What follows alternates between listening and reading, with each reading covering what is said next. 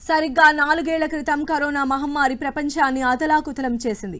ప్రపంచ వ్యాప్తంగా 60 లక్షల మందిని బలి తీసుకుంది. కోట్లాది మందిని అనారోగ్యం పాలు చేసింది. అన్ని దేశాల ప్రజలను అభద్రతా భావంలోకి నెట్టివేసింది.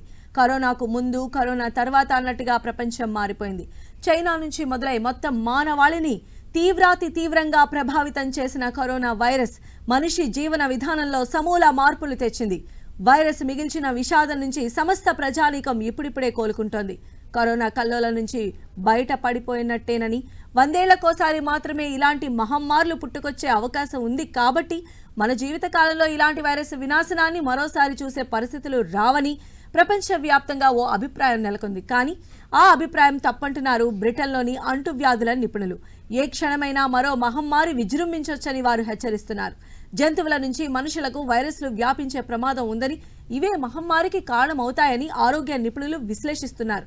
ప్రపంచ మానవాళిపైన ఇంకో మహమ్మారి విరుచుకుపట్టడానికి నిర్దిష్ట సమయమేమీ లేదని వారంటున్నారు. 2 ఏళ్లు లేదా 20 సంవత్సరాలు లేదంటే ఇంకొంతకాలం, ఇలా ఖచ్చితమైన సమయం లేనప్పటికీ మనం ఊహించిన, అంచనా వేసిన దానికంటే చాలా ముందుగానే సమస్త మానవాళి మహమ్మారి బారిన పడే అవకాశం ఉందని హెచ్చరిస్తున్నారు.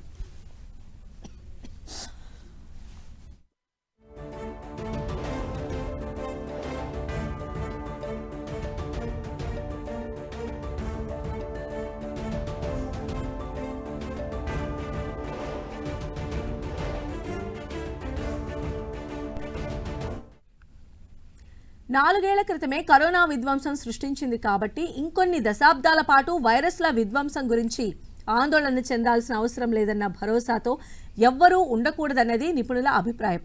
అత్యంత జాగరూకతతో ఉండాలని, ఎలాంటి పరిస్థితినైనా ఎదుర్కొనేందుకు సిద్ధంగా ఉండాలని, మరోసారి త్యాగాలు చేసేందుకు అప్రమత్తంగా ఉండాలని లండన్లోని కింగ్స్ కాలేజ్ అంటువ్యాధుల విభాగం క్లినికల్ లెక్చరర్ నిథాలీ మేక్ డెర్మాట్ అన్నారు. అటవీ ప్రాంతం తగ్గిపోవడం, గ్లోబల్ వార్మింగ్, జంతువుల నుంచి మనుషులకు వైరస్, బ్యాక్టీరియా వ్యాప్తి ప్రమాదాన్ని భారీగా పెంచుతున్నాయని శాస్త్రవేత్తలు చెబుతున్నారు. అమెజాన్ అటవీ ప్రాంతంలో, ఆఫ్రికాలోని కొన్ని ప్రాంతాల్లో చెట్లు నరకడం వల్ల జంతువులు, కీటకాలు మనుషుల నివాసాలకు చేరువుగా వస్తున్నాయని తెలిపారు. మహమ్మారులు విజృంభించే పరిస్థితిని మనుషులు చేతులారా సృష్టించుకుంటున్నారని వివరించారు. గతంలో ఎన్నడూ కనిపించని యూరోప్ ప్రాంతాల్లో ఉష్ణోగ్రతలు పెరుగుతూ ఉండడం, దోమల విజృంభణ, డెంగ్యూ, చికున్ గున్యా వంటి వ్యాధులు వ్యాప్తి చెందుతున్నాయని తెలిపారు.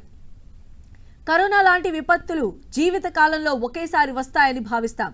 ఓ కొత్త రోగం వచ్చిన ప్రతిసారి ప్రపంచవ్యాప్తంగా లక్షలాది మంది చనిపోతున్నారు. 1981లో HIV ఎయిడ్స్ వ్యాధి వ్యాప్తిని గుర్తించినప్పుడు ఆ రోగాన్ని మహమ్మారిలానే అంతా భావించారు. ఎయిడ్స్ బారిన పడి 3,60,00,000 మంది చనిపోయారు. 1968లో హాంకాంగ్ ఫ్లూ 10 లక్షల మందిని బలి తీసుకుంది. 1918లో వచ్చిన స్పానిష్ ఫ్లూ 5,50,00,000 మంది ఉసురు తీసింది.